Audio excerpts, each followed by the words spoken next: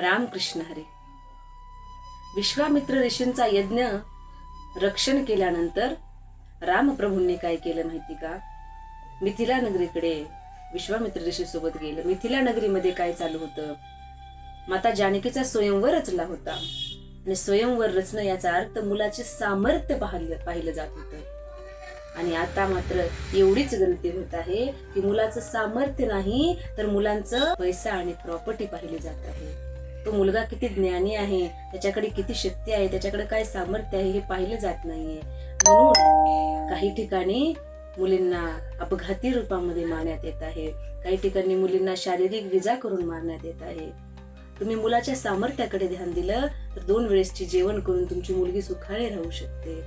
एवढीच विनंती आहे. सामर्थ्य बघा, पैसा बघू नका. पैसा आयुष्यभर राहणार नाही. सामर्थ्य राहतं, शक्ती राहते, बुद्धी राहते. रामकृष्ण.